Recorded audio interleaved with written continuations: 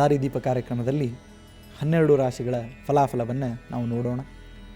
ಮೊದಲಿಗೆ ಮೇಷರಾಶಿ. ಮೇಷರಾಶಿಯವರಿಗೆ ವಿಶೇಷವಾಗಿ ಇವತ್ತಿನ ದಿವಸ ಪರಮಾತ್ಮನ ಪೂರ್ಣ ಅನುಗ್ರಹ ಪ್ರಾಪ್ತಿಯಾಗಿ ಆರೋಗ್ಯ ಇದು ಸುಧಾರಿಸಲಿದೆ. ಎಲ್ಲ ರೀತಿಯಾದಂಥ ಆರೋಗ್ಯದ ಸಮಸ್ಯೆಗಳು ಬಗೆಹರಿದು ನಮ್ಮ ಎಲ್ಲ ರೀತಿಯಾದಂತಹ ಅಭ್ಯುದಯ ಪ್ರಾಪ್ತಿಗೋಸ್ಕರವಾಗಿ ನಾವು ಇವತ್ತಿನ ದಿವಸ ಪ್ರಾರ್ಥನೆಯನ್ನು ಮಾಡಬೇಕು. ಯಾರಲ್ಲಿ ಅಂತ ಪ್ರಶ್ನೆ ಮಾಡಿದರೆ ಆ ಮೇಷರಾಶಿಗೆ ಅಧಿಪತಿಯಾಗಿರ್ತಕ್ಕಂತಹ ಮಂಗಳ, ತದಂತರ್ಯಾಮಿಯಾಗಿರ್ತಕ್ಕಂತಹ ಆ ಲಕ್ಷ್ಮೀ ನರಸಿಂಹದೇವರಲ್ಲಿ ಪ್ರಾರ್ಥನೆಯನ್ನು ಮಾಡಿಕೊಳ್ಳುವಂಥದ್ದು ನಮ್ಮ ಎಲ್ಲ ವಿಘ್ನಗಳನ್ನು, ಸಂಕಟಗಳನ್ನು ನಾಶ ಮಾಡಿ ಆರೋಗ್ಯದ ತೊಂದರೆಯನ್ನು ನಾವೇನು ಅನುಭವಿಸ್ತಾ ಇದ್ದೇವೆ ಅದೆಲ್ಲವೂ ಕೂಡ ಇವತ್ತಿಗೆ ಸಮಾಪ್ತವಾಗಲಿ ಅಂತನ್ನುವ ಪ್ರಾರ್ಥನೆಯನ್ನು ನಾವು ಮಾಡಿಕೊಳ್ಳಬೇಕು. ವೃಷಭ ರಾಶಿಯವರಿಗೆ ಎಲ್ಲ ರೀತಿಯಾದಂಥ ಕಾರ್ಯಗಳಲ್ಲಿ ಪ್ರಗತಿ ಪ್ರಾಪ್ತ ಆಗ್ತಾ ಇದ್ದು ಸ್ಥಿರವಾಗಿ ನಿಂತುಕೊಳ್ಳುವಂಥ ಒಂದು ಸೌಭಾಗ್ಯ ಇವತ್ತಿನ ದಿವಸ ಅವರಿಗೆ ಸಿಗ್ತಾ ಇದೆ.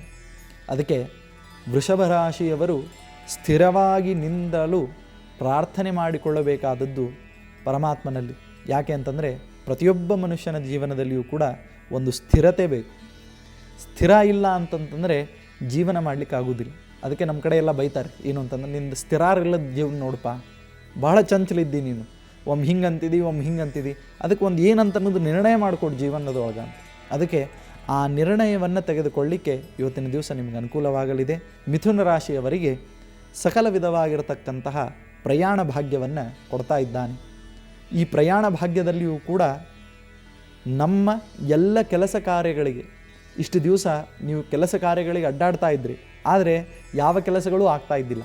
ಆದರೆ ಇವತ್ತಿನ ಒಂದು ಪ್ರಯಾಣ ಭಾಗ್ಯ ಹೆಂಗಿದೆ ಅಂತಂತಂದರೆ, ನೀವು ನಿಮ್ಮ ಮನೆಯಿಂದ ಆಫೀಸ್ಗೆ ಹೊರಟ್ರೋ ಅಥವಾ ಮನೆಯಿಂದ ಕೋರ್ಟ್ ಕಚೇರಿಗೆ ಹೊರಟ್ರೋ ಅಥವಾ ಯಾವುದೇ ಒಂದು ಕೆಲಸಕ್ಕೆ ಹೊರಟ್ರಿ ಅಂತಂದರೆ ಆ ಕೆಲಸದಲ್ಲಿ ನಿಮಗೆ ಅದ್ಭುತವಾದಂಥ ಜಯ ಇವತ್ತಿನ ದಿವಸ ಸಿಗಲಿದೆ.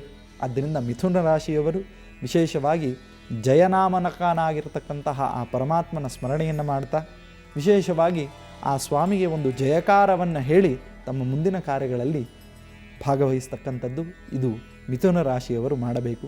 ಕರ್ಕ ರಾಶಿಯ ವಿಶಿಷ್ಟವಾಗಿರ್ತಕ್ಕಂತಹ ಫಲಾಫಲಗಳನ್ನು ನಾವು ನೋಡಿದಾಗ ಆ ಕರ್ಕ ರಾಶಿಯವರು ಇವತ್ತಿನ ದಿವಸ ಅವರಿಗೆ ಮಂಗಳಮಯವಾದಂತಹ ವಾರ್ತೆಗಳು ಪ್ರಾಪ್ತವಾಗಲಿದೆ. ನಿಮ್ಮ ಬಂಧುವರ್ಗದಿಂದ, ನಿಮ್ಮ ಎಲ್ಲ ರೀತಿಯಾದಂಥ ಮಿತ್ರವರ್ಗದಿಂದ ಆ ವಾರ್ತೆಯನ್ನು ಕೇಳಿ ನಿಮ್ಮ ಮನಸ್ಸಿಗೆ ಸಂತೋಷವಾಗ್ತಾ ಇದೆ. ಅದಕ್ಕೆ ಮನುಷ್ಯ ದುಡಿಯೋದು ಎದಕ್ಕೆ ಜೀವನದೊಳಗೆ ಅಂತಂದರೆ, ಒಂದು ಒಳ್ಳೆಯ ವಾರ್ತೆ ಅವನ ಕಿವಿಗೆ ಯಾವಾಗಿದ್ರೂ ಬೀಳ್ತಾ ಇರಲಿ, ಆ ಒಳ್ಳೆಯದು ಯಾವಾಗಿದ್ರೂ ಕೂಡ ದೇವರನ್ನು ಮಾಡ್ತಾ ಇರಲಿ, ಸಂತೋಷದ ವಾತಾವರಣ ಸುತ್ತಲೂ ಇರಲಿ ಅಂತನ್ನುವುದಕ್ಕೋಸ್ಕರವಾಗಿ ಮನುಷ್ಯ ಕಷ್ಟಪಡ್ತಾನೆ. ಅಂಥದ್ದು ಇವತ್ತಿನ ದಿವಸ ಅದ್ಭುತವಾಗಿರತಕ್ಕಂಥ ಮಂಗಳ ವಾರ್ತೆಗಳು ನಿಮ್ಮ ಕಿವಿಗೆ ಬೀಳಲಿವೆ. ಇದು ಕರ್ಕ ರಾಶಿಯವರಿಗೆ ಫಲವಾಗಿದೆ. ಇನ್ನು ಸಿಂಹರಾಶಿ. ಕಾರ್ಯಲಾಭ, ಕಾರ್ಯದಲ್ಲಿ ಅನುಕೂಲತೆಗಳು ಮತ್ತು ವಿಶೇಷವಾಗಿ ನಿಂತಹ ಕಾರ್ಯ, ಎಷ್ಟೋ ವರ್ಷಗಳಿಂದ ನಿಂತು ಬಿಟ್ಟಿದ್ದೇವೆ ಆಚಾರ್ಯ, ಏನು ಮಾಡಬೇಕು ಅಂತ ಗೊತ್ತಾಗ್ತಾ ಇಲ್ಲ ಅಂತಂದರೆ ಆ ನಿಂತಹ ಕಾರ್ಯಗಳ ಪ್ರಾರಂಭ ಇವತ್ತಿನ ದಿವಸ ಆ ಸಿಂಹರಾಶಿಯವರಿಗೆ ಆಗುವಂಥದ್ದು. ಆದ್ದರಿಂದ ಸಿಂಹರಾಶಿಯವರು ವಿಶೇಷವಾಗಿ ದೇವರ ಗುರುಗಳ ಸ್ಮರಣೆಯನ್ನು ಮಾಡ್ತಾ ಎಲ್ಲ ವಿಧವಾಗಿರ್ತಕ್ಕಂತಹ ಫಲಗಳಲ್ಲಿ ಪರಮಾತ್ಮನಿದ್ದಾನೆ, ಅದ್ಭುತವಾದಂತಹ ಫಲವನ್ನು ಕೊಡ್ತಾನೆ ಅಂತನ್ನುವ ಚಿಂತನೆಯನ್ನು ಮಾಡಿ ಹೊರಡುವಂಥದ್ದು. ಇನ್ನು ಕನ್ಯಾ ರಾಶಿ. ವಿಶೇಷವಾಗಿ ಸ್ವಾಮಿ ಅಂತಃಕರಣ ಮತ್ತು ಪ್ರೀತಿಯ ಜನರ ಭೇಟಿಯನ್ನು ಇವತ್ತಿನ ದಿವಸ ಮಾಡಿಸ್ತಾ ಇದ್ದಾನೆ. ನಿಮಗೆ ಎಂಥವರು ಇವತ್ತಿನ ದಿವಸ ಭೇಟಿ ಆಗ್ತಾರೆ ಅಂತಂದರೆ ನಿಮ್ಮ ಮೇಲೆ ವಿಶೇಷವಾದಂತಹ ಪ್ರೀತಿ, ನೀವು ಜೀವನದಲ್ಲಿ ಮುಂದೆ ಬರಲಿ ಅಂತನೋ ಕಳಕಳಿ ಮತ್ತು ವಿಶೇಷವಾಗಿ ನೀವು ಜೀವನದಲ್ಲಿ ಮುಂದೆ ಬರಲಿಕ್ಕೆ ಯಾವ ರೀತಿಯಾಗಿರಬೇಕು ಅಂತನ್ನೋದನ್ನು ತಿಳಿಸ್ಕೊಳ್ತಕ್ಕಂತಹ ಗುರುಪಾತ್ರರಾಗಿರ್ತಕ್ಕಂತಹ ವ್ಯಕ್ತಿಗಳು ನಿಮಗೆ ಇವತ್ತಿನ ದಿವಸ ಭೇಟಿ ಆಗ್ತಾರೆ. ಭೇಟಿಯಾಗಿ ನಿಮ್ಮ ಜೀವನದ ಮಾರ್ಗದರ್ಶನವನ್ನು ಅವರು ಇವತ್ತಿನ ದಿವಸ ಮಾಡ್ತಾರೆ. ತುಲಾರಾಶಿಯವರಿಗೆ ತಕ್ಕಡಿಯಲ್ಲಿ ತೂಗಿ ಪರಮಾತ್ಮ ಫಲವನ್ನು ಕೊಡ್ತಾ ಇದ್ದಾನೆ.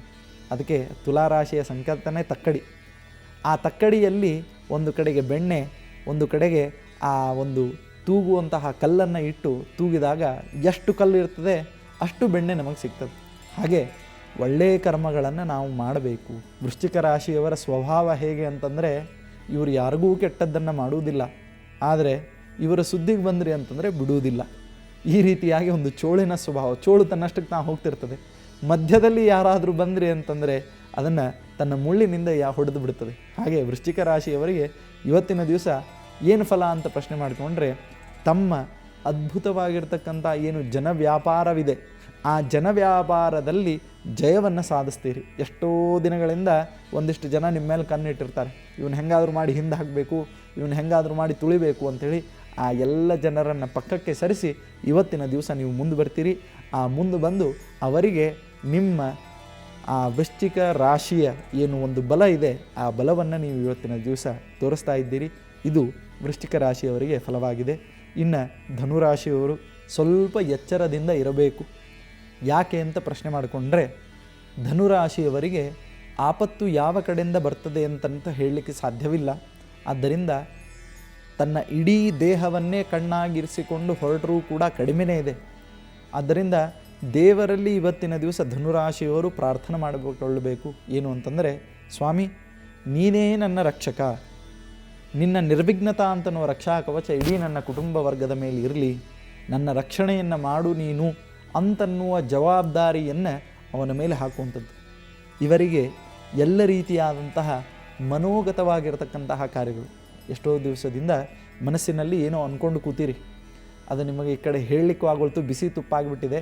ಆದ್ದರಿಂದ ಆ ಮನಸ್ಸಿನ ಕಾರ್ಯಗಳೆಲ್ಲವೂ ಕೂಡ ಇದು ಮಕರ ರಾಶಿಯವರಿಗೆ ಈಡೇರ್ತಾ ಇದೆ. ಕುಂಭರಾಶಿಯವರಿಗೆ ಮನಸ್ಸಿನಲ್ಲಿ ಸ್ಥಿತವಾಗಿರತಕ್ಕಂತಹ ಮನೋಕಾಮನೆಗಳು ಈಡೇರೋದರ ಜೊತೆಗೆ ಆ ಎಲ್ಲ ಕೆಲಸ ಕಾರ್ಯಗಳಿಗೆ ಏನೇನು ಸಾಮಗ್ರಿಗಳನ್ನು ಕೂಡಿಸ್ಬೇಕೋ ಆ ಎಲ್ಲ ಸಾಮಗ್ರಿಗಳನ್ನು ಸೇರಿಸುವಂತಹ ಫಲ ಇವತ್ತಿನ ದಿವಸ ಆ ಕುಂಭರಾಶಿಯವರಿಗೆ ಪ್ರಾಪ್ತಿಯಾಗ್ತಾ ಇದೆ.